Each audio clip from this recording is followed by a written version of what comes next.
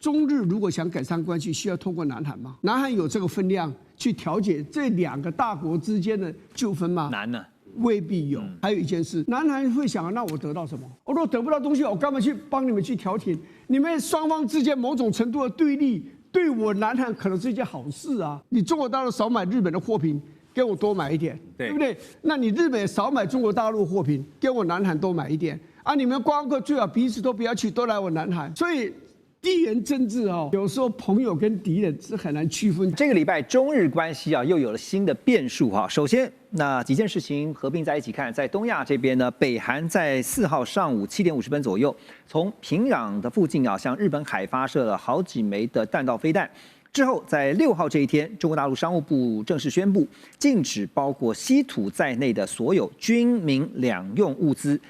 物项向日本出口。然后在7号呢，商务部再宣布将对从日本进口的2氯细烷启动反倾销的调查。这个2氯细烷是什么这个元素呢？是晶片薄膜沉积制成的核心前驱材料。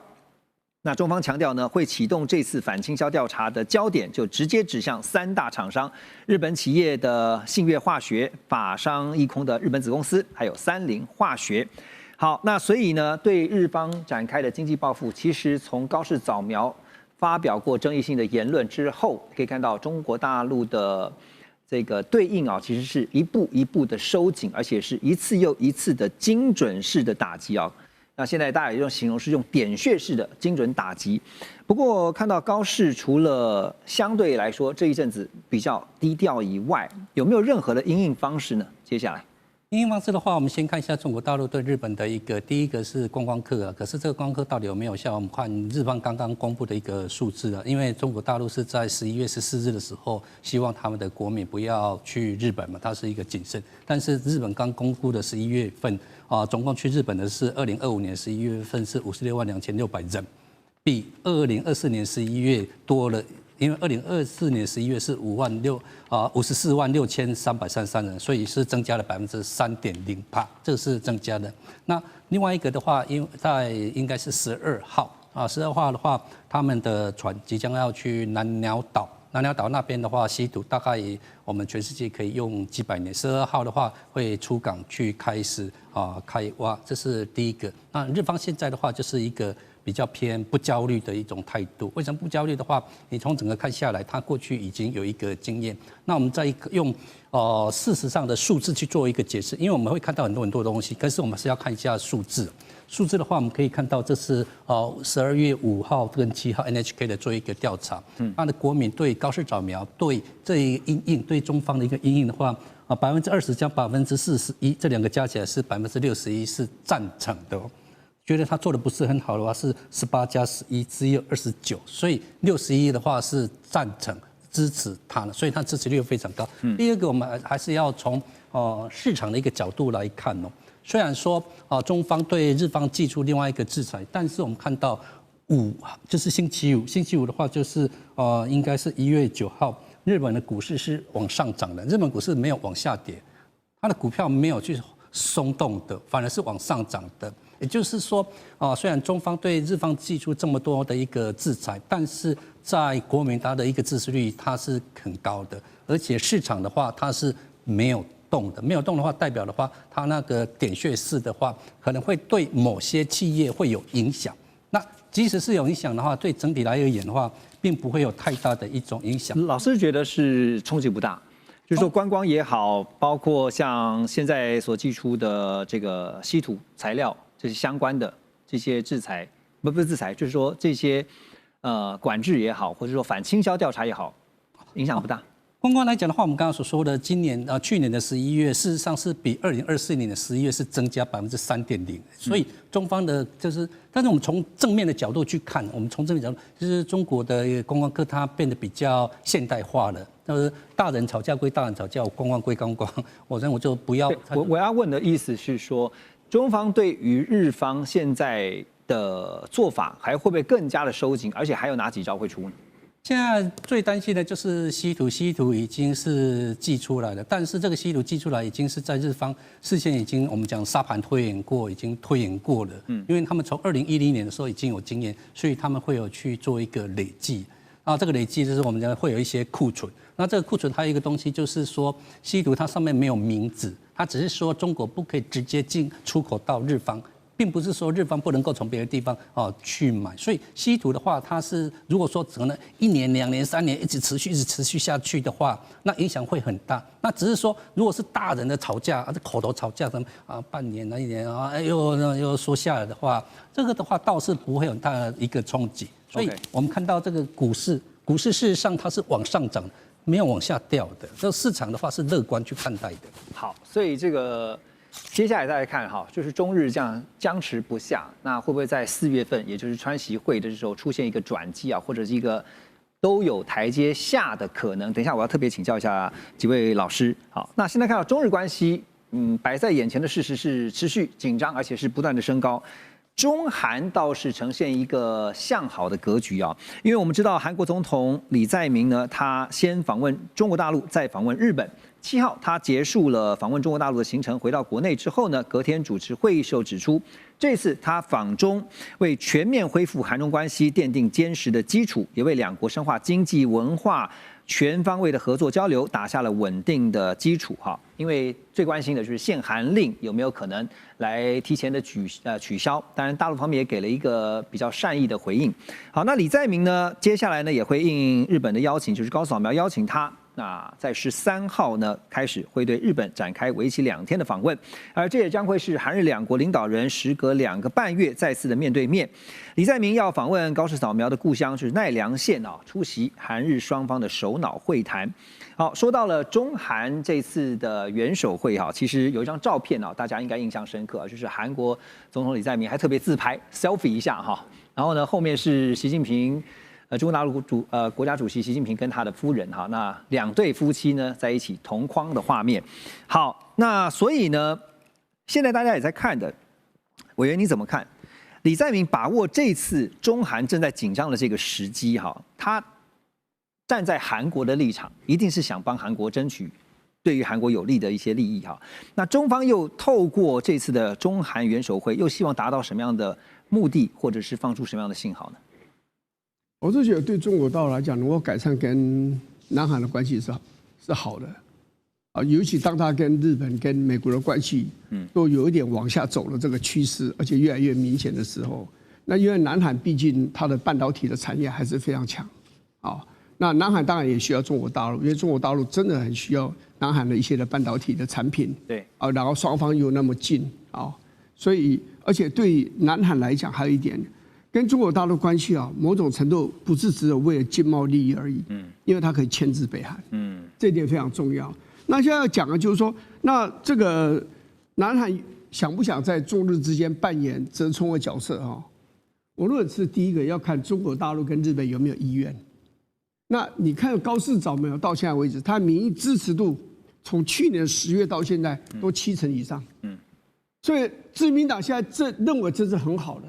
他们可能也认为说，啊，这个时候为什么要对中国大陆低头呢？我国内支持度这么高，而且现在自民党在考虑要解散国会，对，等一下我们特别要谈一下，要重新再选，对，所以这个时候日本没有低头的道理，对他来讲，那对中国大陆来讲呢？我搞了一个80周年对日抗战的胜利，这个阅兵搞得这么大，然后我现在在经贸上对日本采取了很多的这样的一个惩罚，加紧惩罚的这个措施。那你想他会去想要跟日本这个时候去低头吗？啊，不可能。要想要改善关系，我认为双方都有这个意愿。可是谁都不想提早，就是先讲出来，因为想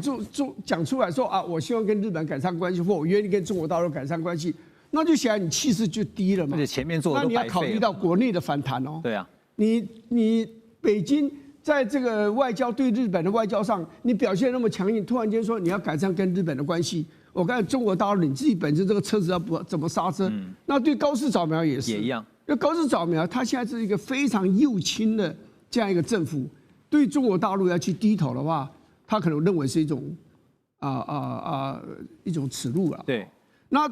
另外还有一件很重要的一件事，就是说中日如果想改善关系，需要通过南韩吗？南韩有这个分量去调解这2个大国之间的纠纷吗？难呢，未必有。而且最终还有一件事，南韩会想，那我得到什么？我如果得不到东西，我干嘛去帮你们去调停？你们双方之间某种程度的对立，对我南韩可能是一件好事啊。你少买，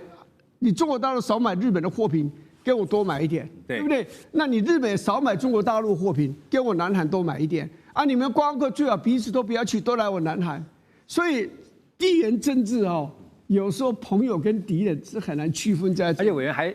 讲到这边，我还特别想到说，日本现在跟中国大陆之间的关系不好，其实开心的还有美国啊，因为呢没有办法跟中国大陆买的话，跟美国买哈，所以回到刚刚讲说那个分量不足的问题啊，那所以美国应该够分量嘛，所以就是会不会在4月的川习会也可能会是一个化解僵局的机会。我想今年的一个2026年的4月的川习会，应该是大家各界万众瞩目的一个盛会啦。那至于是说，没错，刚刚老师有去提到这个北朝鲜或者是在韩国啊等等这些问题啊，因为朝鲜半岛有自己的一个矛盾存在，而且对南韩来讲的话，他是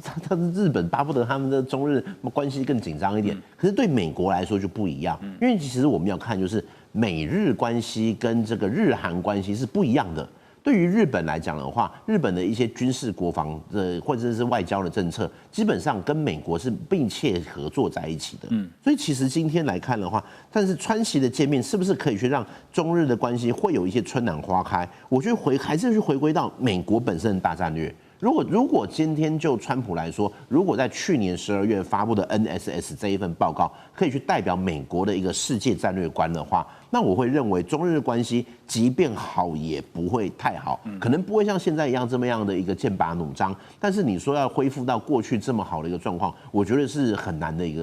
原因，因为对美国来讲，美国采取的就是这种远交近攻，它或许对中国是可以互动，然后它的这个近的这些委内瑞拉或者是一些格陵兰等等这些东西，它要去牢牢的掌握在手中，但是它会去利用，或者你要说利用也可以，或者是合作也可以，它会去透过日本来去牵制中国。所以其实对于美国来讲，他甚至也不会希望中日的关系太好，因为对美国来讲，日本就是他最重要的一个前进基地。是，所以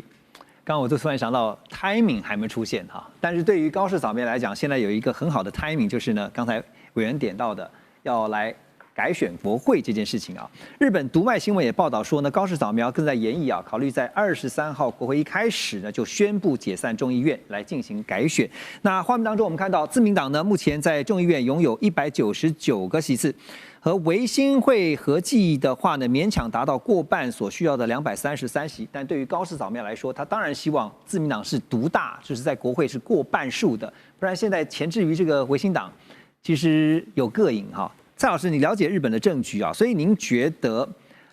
高市接下来就他所带领的自民党有办法一举成为过半的国会最大党吗？高市早苗的话是我们所说的安倍前首相的一个继承者。那安倍的话，他非常会选举，他国政选举的话连6胜，创下应该说执政最长的一个人。高市的话，他们事实上在去年11月的时候，内部已经做一个调查，如果11月解散的话，大概可以得到260席。今年的话又增加了，可能会再往上升，这是他为什么要解散的一个原因。他算过了，有算过了。那为什么会选安倍会选的一个很胜因，就是叫做安倍经济学。但是现在对日本而言，它的名字叫做中国。我们看一下，多少国会议员来到我们台湾，不管以前他亲不亲台，反正现在只要选举到，很多人都会来到。那有多少人去到中国大陆？0。连国民党都不敢去。那我们如果说再用所谓的那个数字来去做一个解释的话，数字的话我把它做一个整理。这个整理的话，这就是所谓的各家媒体的一个，因为可能就说有一些偏见什么的，但是给大家整理看起来，不管是11月，不管是所谓的大概都6、7成，都会大概是7成都没有往下掉。但既然没有往下掉的话，它的支持率是非常的高。那非常的高的话，他用这样去做一个解散，那可能又有些人会去说了，他可能现在是支持率高，可是是不是对于政党的支持率不是很高？那我们再用政党的支持率去做一个解释。政党支持率现在的自民党是大概是30%，第2名的只有6%，所以我们如果说撇除没有所谓的政党区分的话，那自民党大概就是占1半，因为这些人的话，他可能会投给自民党。那我们刚刚说的安倍，他为什么会选叫做安倍经济学，但是现在自民党他们选的叫做中国，所以只要中国对日本越不好的话，他现在那个保守派的力量会越强，那越强的话国民的支持率自然就会越高，那越高的话，就是这个是一个时间点，而且你如果没有在23号解散。因为进入国会，可能那个在野党会批评，而且他们担心，万一内阁出来有一个人出包了，有一些什么 scandal 又出来了，他支持率会往下降。所以现在是最好的 timing。这个一个是他们去算过的一个结果。好，那我再快速请教您哈，如果今天自民党成为未来的国会最大党了，哈，高市可以全面执政了，对于中日关系，您觉得是好还是不好呢？中日关系的话，日本他们会想，我跟你好的话，它可能只是一种表面，因为中日关系的话，他们还是存在所谓的军事上面的一个问题点。我们说中日好，大部分都是什么政治好，但是他们那是外交，外交的是一种表面，那不是真实的。军事的威胁是日本真正面临到，他们真的是连国民都有感受到他们的军事威胁。一般对政治没有兴趣的人，现在感受到中国他们军事一天到晚来到我们这里，他们会担心。2026对于日本来讲真的是挑战的一年啊，因为最近就看到印度政府他们在2025年的年底发布了一份年终经济评估报告，就引发了国际关注。为什么呢？因为这份报告指出，印度2025-26的这个财政年度啊，这个 GDP 达到4.18兆美元，正式超越日本，成为全球第4大经济体，而且打算呢在2年内还要再往前拼到全球第3名啊，前3名。那但是呢，这个 IMF 呢在此前也宣称说，印度真正超越日本，必须要等到2026年3月这个财年结束，而且实际的差距啊。差只有大概100万美元，所以说就算是到了第3名啊，其实你跟第4名之间，就是那个日本，你如果超越它，你也不过是多了它100万美元而已啊，所以你有可能再度被反超。那我要问何老师啊，这个现在看起来啦，我们只能说肯定印度是有雄心勃勃或者野心勃勃，但是印度制造真的是具备了超越日本的实力呢，还是怎么看呢？当然，印度制造曾经是很多人的一种就是说，一种想象啊。那个时候我们讲就是所谓的 China Plus One， 对不对？中国加1，那个1除了讲的越南之外，很多人讲说印度可能它可以这个再去复制中国的那样的它过去这个40年来的这样的一种这个成为一个这种 rising power 的这样的一种经验。不过我觉得这个整个印度的这个文化跟整个印度的这样一个社会结构跟中国是不一样的哈。那就是说，他可不可以去复制中国的这样的一种这样的一种经验，对不对？然后这个把自己的这样一个经济的一个量能，这个推升到几乎这个就是说跟美国几乎是站在一起哈，虽然还差美国这个大概这个有一小段的一个距离哈。那不过就是说，除了中美之外，他们在争第3、第4哈，那个基本上意义不大。为什么？因为第3、第4加起来还没有中国跟美国的一半啊，没错，没错。然后就是说，更何况就是说，印度你现在是全世界人口最多的一个国家，日本才多少人？德国更少，对不对？那你这样子去从一个这样一个经济的一个 GDP 的一个绝对数字，这个去跟这2个国家去争所谓的第3跟第4，这没有意义，对不对？你整个这个经济的这样的一个这个结构，还有你在国际的这样的一个供应链里面的这样一个位置，那没有人会认为你是可以跟这个日本或是跟德国去等量齐观的哈，甚至于就是说你可能要走到这个中国现在在整个国际经济里面的这样的一个地位，你都走不到，对不对？所以当然印度基本上这个是一个未来是有成长希望的这样的一个国家啦。不过就是说他想要在很短的一个时间，或许他在这个整个 GDP 上面哈，他可以。真的在今年啊，就是说这个2026年来超越日本，因为日本现在的日元真的哈也不晓得是得了什么病哈，就是这个利息也升了啊，这高市早苗对不对？他以前骂人家就是说升息是笨蛋，结果自己也做了笨蛋的事情啊，对不对？然后但是利息也升了，而且预估今年还要继续升息，可是整个日元的汇价几乎那变成是。我们用台语讲，那西底亚给哈，而且现在的中日关系纹风不动啊。现在中日关系也还没有得到一个缓解哈，这会不会也有点关联？当然就是说这个其实。中国对日本的这样的一个所谓的这种这个就是说这个在观光上面的这样的一个抵制，这一次的中国对日本的抵制，基本上跟这个那个时候的这个钓鱼台国有化那个力道差很多。他没有抵制日货，而且在中国的境内也不去这个骚扰日商，因为中国现在他也很担心这些日商还愿意留在中国，他已经这个时候非常感激他们了，对不对？他不想因为这个现在的中日关系的这样的一个这个恶化，去造成这些日商在这个中国的这个投资的这种不安感，但是这个他用这个所谓的这种这个就是说人流啦，就是说我把这个观光客稍微降，可是它不是全关啊，很多人误会说。这个中国大陆基本上只关团客，那团客的影响其实当然有，可是基本上这个就是说它的影响是有限的。所以中国大陆这一次对日本的这样的一个所谓的这种经济的施压，我觉得警告性大于这个实质的一个意涵啊。对，而且其实看得出来，过程当中其实它是有节奏的哈，它不是一次做到底。对，然后再看后续的状况，再决定要再做什么样的事情。我觉得印度这个报道我觉得看了这个最生气的应该是高市早苗他一定不太高兴。为什么？因为你基本上你在唱衰我早苗经济学嘛，开年就给我这样的一份报告，就是说对不对？我早苗经济学这个是我未来我这个我高市早苗能够当日本首相多久的这样的一种续命丸呢？对，结果你这样子讲的话，是不是觉得我的这个早苗经济学是骗人的？对，刚刚老师提到说，中国大陆在面对说日商的这一块其实也非常的谨慎。那刚才也提到说，就算是印度也好，还有包括像是日本也好这个两个加起来呢，也不过最多吧9兆美元可是呢，排名第一跟第二的比如说美国是第一30兆。所以根据2025的 GDP 预测的话，有可能30兆。中国大陆呢是接近20兆，所以这争个第3、第4，其实都是人家不到一半那讲回来说，日本企业从中国大陆出走，在2025年有看到一些迹象因为在2022年工业产值将近32亿人民币的中山佳能工厂，他们就宣布要关闭。三菱汽车也终止了沈阳引擎的合资项目，彻底退出了中国汽车制造。另外是 Sony 的 Xperia 手机业务呢，也宣布要撤离中国大陆但是也有分析指出说日本企业现在正在用一种 K 型分化的战略，在重建在中国大陆的布局。那什么叫 K 型战略也就是呢，低端产能撤退，高端领域采取重兵压境的方式。好，我们回顾2025前3季日本对中国大陆的投资甚至还有年增55.5%这成长是排在全球第一的。所以现在这个 K 型分化的战略怎么看日本产业他们现在的这个战略思维我觉得我们后面的分析其实对台湾也都有参考，基本上就是低毛利这个低端的或者是已经成熟的产品。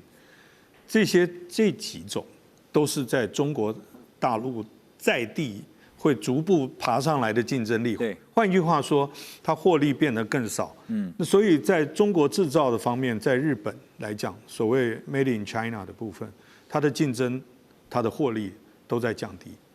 所以这种就往下走。另外一种往上走的，那不是只有日本这个法国总统带了多少企业家去？我们还是看有外资进去，虽然现在的外资进入中国大陆已经比以前少很多了，也是中国大陆目前经济面临的一个困境。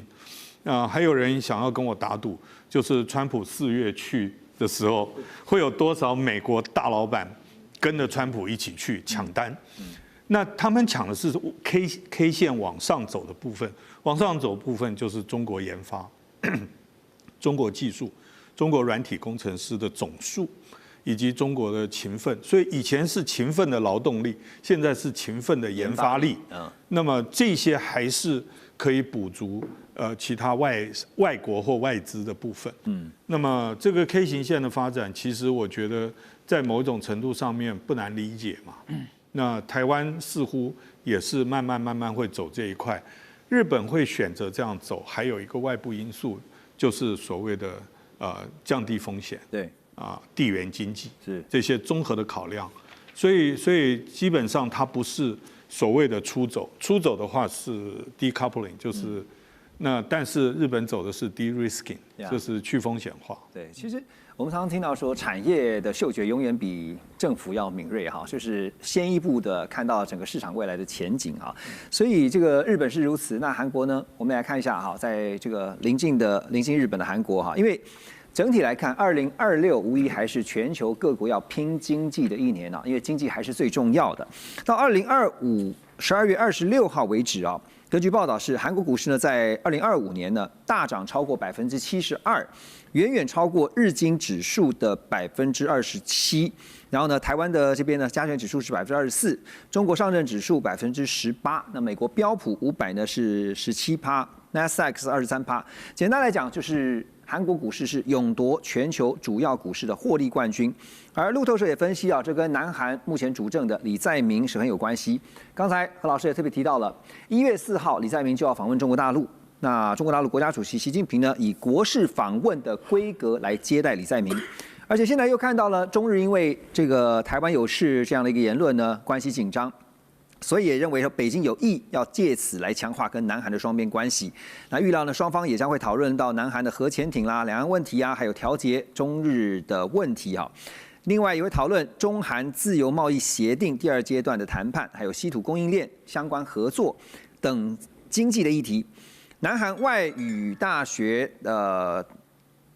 这个政治经济学的教授叫姜俊英就表示说，中国似乎已经战略性的判断，让李在明先访中，再跟日本举行峰会，对北京是比较有利的。你又怎么看？我觉得这个判断是蛮明确的啦，就是说，毕竟李在明在还没选上总统之前，就对中国表现出比较友好的态度。那当然也让当时尹锡悦去对照之下，就尹锡悦的这个做法，其实让南韩的民众，我觉得很快就选边站了，非常的清楚哈。新华社最近报道了福建舰入列授旗仪式在11月5号在海南三亚举行，大陆国家主席暨总书记习近平亲自出席，而且还登上了福建舰视察。他还进入了弹射综合控制站仔细观摩整个作业的流程，而且亲自按下了弹射按钮。福建舰在编程之后呢，中国大陆的航母正式进入了3航母时代，也就是说呢，可以进行1艘训练、1艘维修、1艘部署的轮替，形成全年常态运作的能力。而未来呢，中方的航母舰队可能会在台湾周边以及南海海域，用不间断的方式展示他们的武力，对台海及南海展开持久性的战略胁迫。好，所以正式的进入了3航母的体制当然对于西太平洋各国，尤其是以美商为首的这个国家呢，带来战略压力不小。那对照美方之前我们曾经讨论过，在美国的印太战略中向来是规划是利用盟国的包括水上、水下还有飞弹网所构筑的这个岛链防线，攻守之间，委员怎么看？这样子，他这个3艘航母这个现在都服役了以后呢，其实压力最大的是离中国大陆最近，而且跟他有旗舰或者是有对立、有冲突的这样的一个现象的国家或是地区地方，就菲律宾、台湾、日本、南海，我觉得都还好一些那这个是比较近，那越南大概也可以感受得到这样的一个压力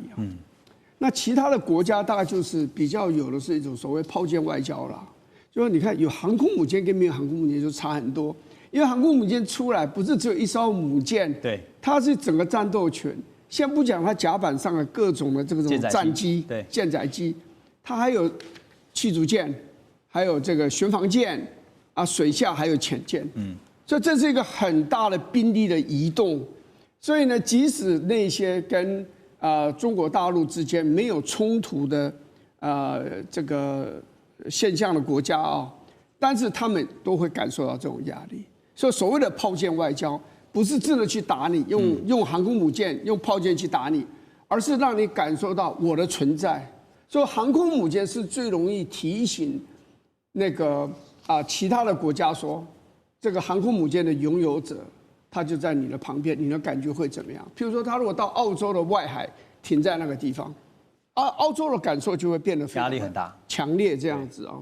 所以，当然这个最重要的来讲，追根究底还是跟美国的关系。是，虽然它严格讲起来，美国并不是这个区域的国家。我讲的不是在中国大陆周遭的这个国家，它其实真正的它的本土是在1万公里之外的这个美洲。但是这些不管跟台湾，不管跟越南跟菲律宾、或许还加上越南，尤其跟上日本，如果有所冲突的话，美国是一定会采取行动的。所以最后讲起来，就是你跟美国之间，你造这航空母舰，你的战略的意涵跟美国之间，你会出现什么样的这个战略关系的变化？对，那就讲95、96年飞弹危机的时候，台海飞弹危机，为什么最后可以平顺的解决？很重要一个原因就是当时的国防部长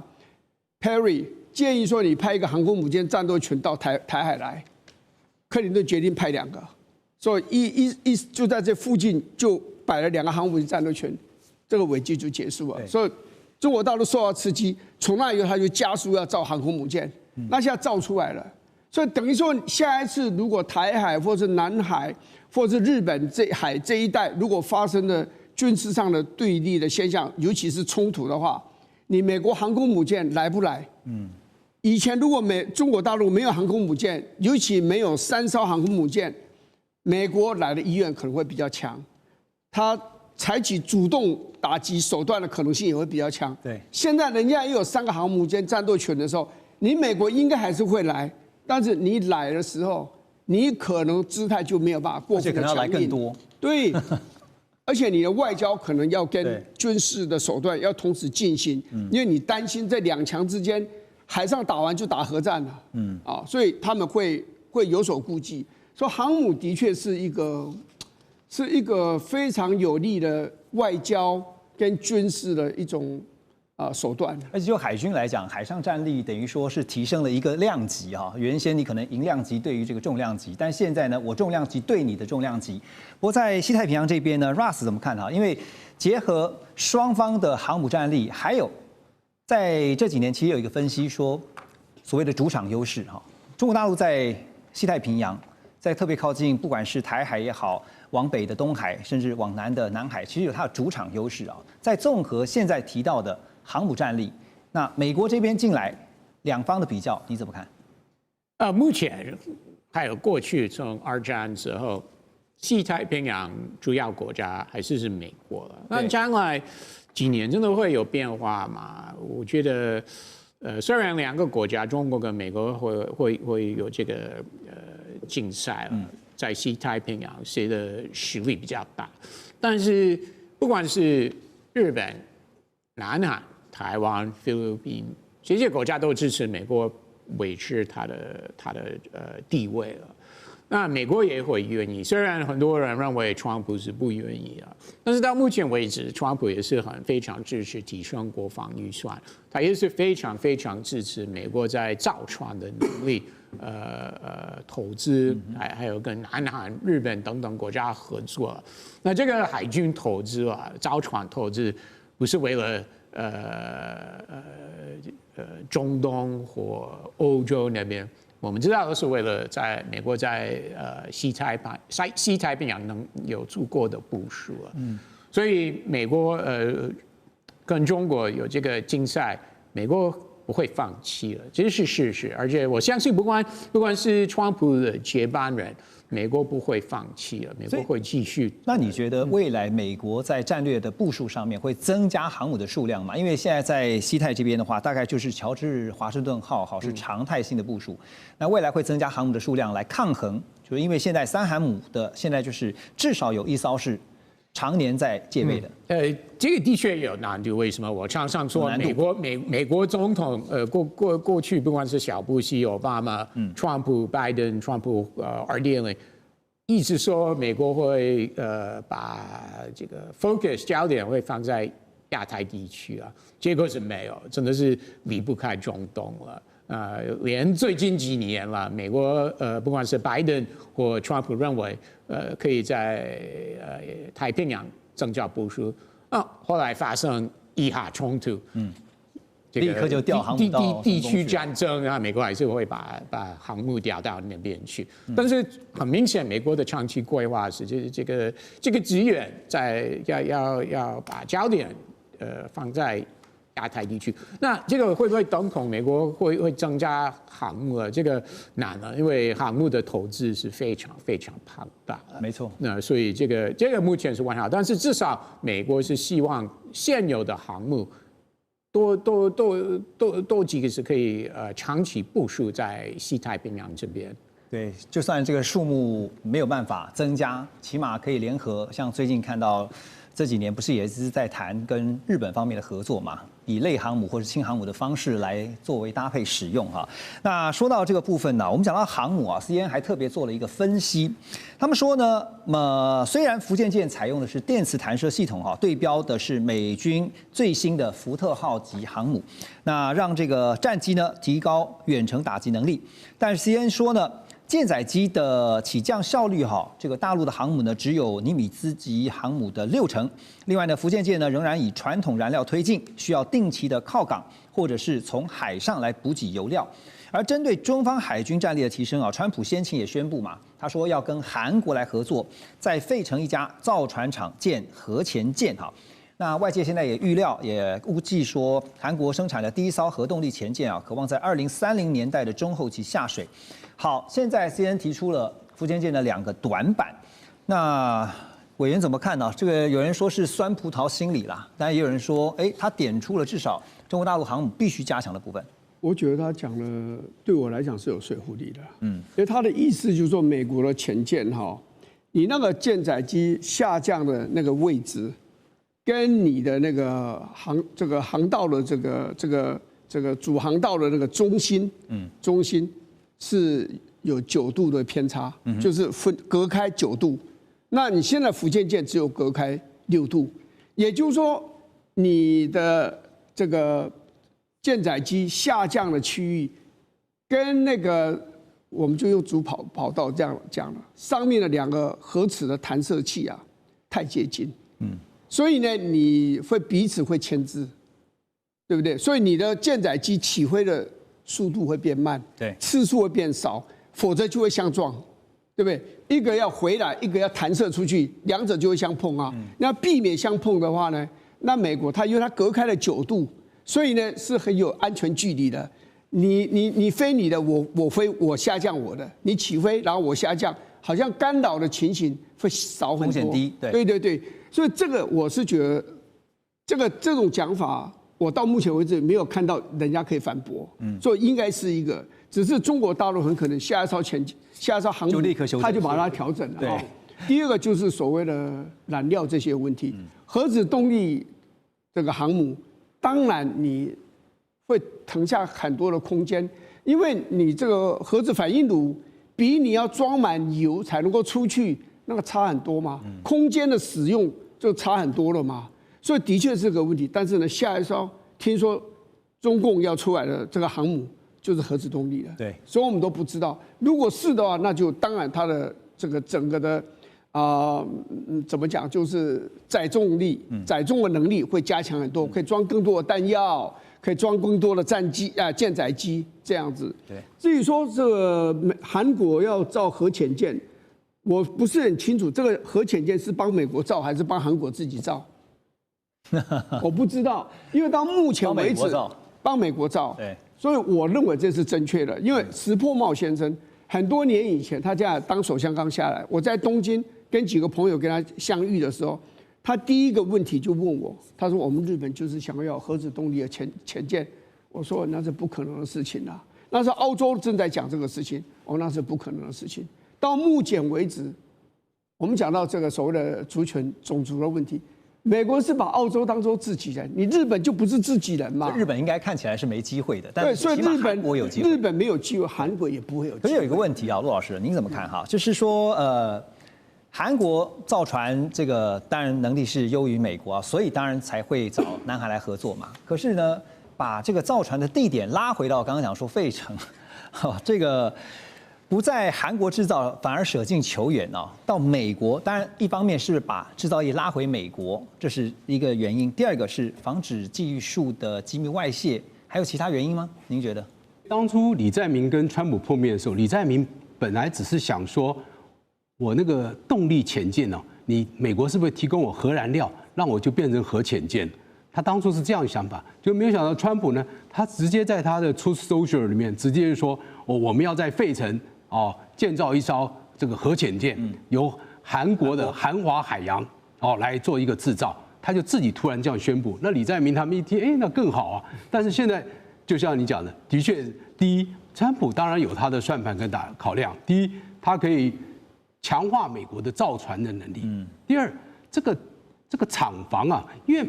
费城啊那里从来没有见过核潜舰，所以韩华海洋呢必须要打造所有的设施，那这些成本都要由韩华海洋来出，所以他这个算盘打得非常好。第三，让美国的造船工人又有活可以干了，美国造船工人又有事情做了。第四，这韩国呢，美国希望韩国在水下武器方面发挥它的力量，这是他一个考量。因为过去韩国一直说北韩就快要有了，那我们都还没有，所以美国要协助我们这一块。那美国说好，我来协助你，但是核燃料我不能现在拿给你。美国还不允许南韩有所谓的核子武器。所以他们说，来我们美国费城造。所以当然这个趋势演进下去的话，将来日本早晚也会有，因为韩国有的话，日本没有的话，那日本又会很不开心。当然，日本现在也有它的问题，因为日本跟美国在某些军工产业里面有一些竞争关系，所以美国要不要允许他？他们还要多做考量。第二呢，日本他自己是所有目前全世界受到核武器受害的唯一的国家，所以他们对于这样的他心里怎么调试，他怎么能够做出一个核潜舰，这他也是要来克服的，他要说服他的国民。所以我相信，如果韩国将来可以做，那日本未来也早晚也可以做。看到了北韩的领导人金正恩带着他心爱的女儿金主爱，亲自站上了一艘接近完工的核动力战略导弹潜艇的前面。那么这艘潜艇大约重8700吨，它的体型是直逼美国的维吉尼亚级的。那同时呢，北韩方面还刻意曝光了这个巨大到一个不寻常的帆照哈。那当然目的很清楚，就等于是秀出一艘核动力而且可挂弹道飞弹的战略潜舰给全世界看。更关键的是呢，北韩不只是单点异动，而是一个连锁反应的第一张骨牌嘛。因为在同一时间，我们看到了美国已经决定要帮南韩打造核潜舰了。那也看到了日本的防卫大臣小泉进次郎甚至挑明的说，日本有必要考虑引进核潜艇。高市早苗也松口说，现在反正不排除任何的选项。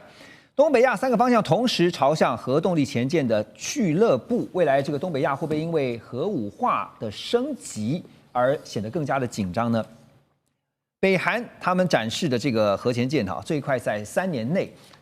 根据他们自己的说法是完成了实战部署哈。那这是不是代表说北韩有可能会成为正式成为这个拥有2次核反击能力的国家？这一点先请教大使。对，因为事实上核子动力潜艇它分2类啦，一个是核子动力的攻击潜艇，它并不具备这个水下发射核弹头的这个能力；另外一种就是现在所谓的核子动力的这个战略潜艇，它主要的目的它就是作为核子弹的一个载台，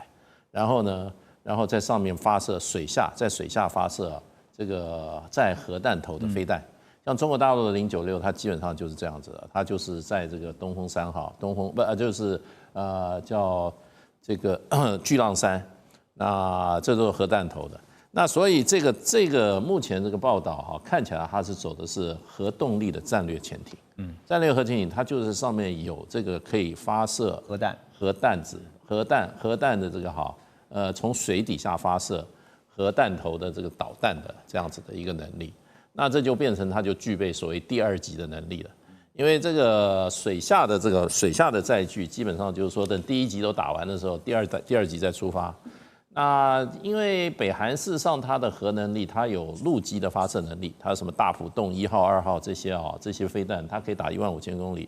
可以打到美国。对，那它没有空机的，它没有轰炸机，它没有这种隐身轰炸机啊，或者这种大载量的轰炸机，所以它就靠它的这个核潜艇第2级。那现在韩国跟美国现在要谈的这个，事实上就有一点像这个 AUKUS 下面澳洲跟美国谈的这个核动力潜艇，它是属于攻击性的，它水下它可以长时间在水下不需要加燃料，那它的潜航时间长，可是它不具备水底下发射这个飞弹的能力。看起来北韩的这一艘看起来是战略性潜艇，因为北韩有需要。那要发挥战略威慑的效果。战略威慑的效果就是说，你陆上把我打光了，我水底下还有几艘核潜艇，还有反击能力，我还可以第2波攻击你。所以这个就变成就是说，因为核子战争的有一个基本的战略，一个战术的战略上的一个最基本是就是说确保相互毁灭，就我一定可以把你毁灭掉。你第1级把我打完了，我还有第2级。第2级就是靠这个，就创造一个恐怖平衡。恐怖平衡。现在我看韩国、北韩，因为它有必要，因为它有核武器。你今天韩国搞一个水下发射的，南韩搞一个水下发射的战略级潜艇，它发出来那种常规的那种导弹有什么用？对，所以它这个一定是要做核子潜艇、核子飞弹的发射在台用。如果真的是这样的话，那包括南韩、包括日本都会非常的感受到这个威胁性哈。所以东北亚现在真正关键，所以我们刚刚提到说，包括像南韩啦、日本啦，都希望能够拥有核潜舰哈。那当然，这个韩国现在要帮忙美国打造核潜舰，可是所以关键就在于说，美国才是真正的这个重点啊！美韩合作核潜舰呢，我们看到这个合作却是指定在美国的费城造船厂来建造，所以南韩的专家叫金钟业，他就直言了，他说这将会沦为单纯的美国武器买家，南韩根本不用想说拿到什么关键的核潜舰的这个制造技术啦，或是一些核机密哈。好，那针对外界的担忧，说这样的动作呢，会不会打破这个核不扩散的立场呢？并且踩到美国有个原子能法第19条就是禁止转移军用核燃料的红线。但是南韩已经先表态了，他们说他们不会使用高浓缩铀。美国原子能法当中是禁止，就是向非核武国家转移军用核燃料的这个第19条，就我们刚刚提到的，就原子能法第19条。所以聂老师，现在日本跟韩国，当然日本还排在韩国之后了哈。那现在光是在让韩国，甚至未来也有可能日本这个参与相关的战略规划或武器制造上啊，美国当然站在一个制高点来看的话，那有可能会真的把所有的事情机密，不可能嘛，都告诉他们嘛。对，一定保留的。当然，我觉得美国当然在这个合作，他谈的合作是他主导，他来做，他决定方向，反正我说了算。所以他主控权、主导权都在他手边啊。那最后合作的结果，那美国当然是要做大赢家，他也一定会是大赢家。另外2个可能小赢，甚至没有东西拿到 zero 也有可能，就是被人家利用而已。但各位想想看，川普呢从关税之后打的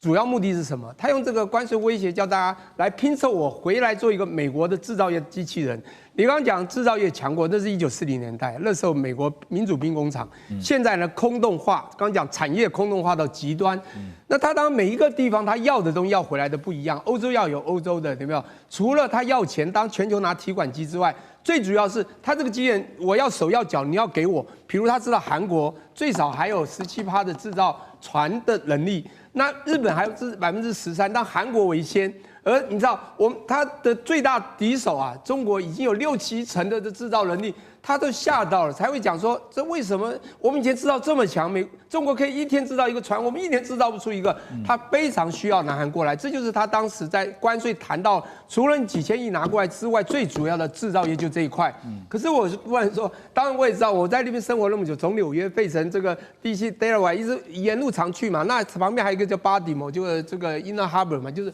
中联不动的内港，我想在东岸生活都知道，费城那边他停潜水艇嘛，在费城制造，当然他就要期望他到费城去制造，而且指定在费城。那为什么不在韩国或在其他地方？反正就来我这就对了。然后重点是制造业有3样东西，有基础建设。好，费城它的确有造船的基础建设，还有人才，还有技术啊。当然，他现在人呐、整个美国人大概已经这个休闲太久了，所以真正这种制造人才已经以前有些但慢都没了，这要从别的地方去挖。现在重点是技术，那当然。他们有他们的一些这个过去核潜艇的这些制造的这个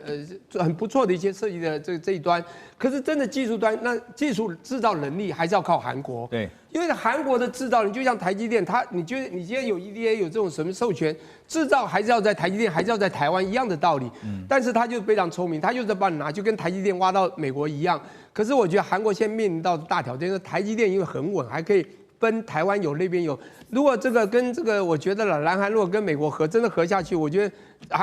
韩国能拿到的有限，因为基本上这个东西很重要，跟军事有关，美国真的是要拿到完全是主控权主导权的。对，这个军事相关的哈，因为刚刚特别提到说船为什么就是潜舰为什么拉到美国去制造哈，一方面就是您刚刚提到说技术担心外流啊，第二就是可能降低被攻击的风险啊。那孝瑋你怎么看哈？因为我们先来看一下荧幕上面就讲说核潜舰跟一般常规的潜舰啊，它的一个比较啊，关键的对比分析是这样的啊，航程方面呢，核反应炉等同于是几乎无限续航哈，因为它不像这个柴油动力的哈，它还必须要补给啊，它就是用核动力。另外速度方面呢，核潜舰可以长时间以30节的这个高速来潜航。隐蔽性当然更不用说哈，长期的潜伏哈，所以对于日本来讲，对于南韩来说，如果真的有一天可以拥有核潜舰的话，是不是就代表说手上有一张黑桃 A 了？哦，其实没有，它就差很远。就刚刚那个大使也讲到，这个核动力潜舰基本上它有2种，一个是弹道导弹的这个潜舰，另外一个呢是攻击潜舰。其实现在美国也允许它的盟国拥有的都是弹道那个那个核攻击潜舰，那个包含像澳洲啊，或者说未来日韩可能的。那这种潜舰，它最多上面还要在美国允许下才能装到战斧巡弋飞弹这种东西在上面，要不然它基本上就是一个长时间可以在水下潜航的一个水下伏击者。所以呢，它本身是并没有办法带来这个核威慑的，也就是说，大家不要把核潜舰跟核弹去画上等号，对，它完全是没有办法画上这个等号的。所以呢，这些国家它现在追求这个核潜舰，就是要让它的这个海军这个水下舰队能够在海下时间待得更长，待得更久。那美国为什么会放松对日韩的这个核潜舰，甚至于澳洲这个核潜舰的这个拥有的这个容许度，就是因为如果说今天你要能够长时间去追踪北韩或甚至于中国大陆的这个核弹道飞弹潜舰的话，那这个时候美国自己部署在西太平洋地区的核攻击潜舰数量不够啊，就需要靠日本、韩国或是澳洲的这些那个潜舰出来帮美国去看守这些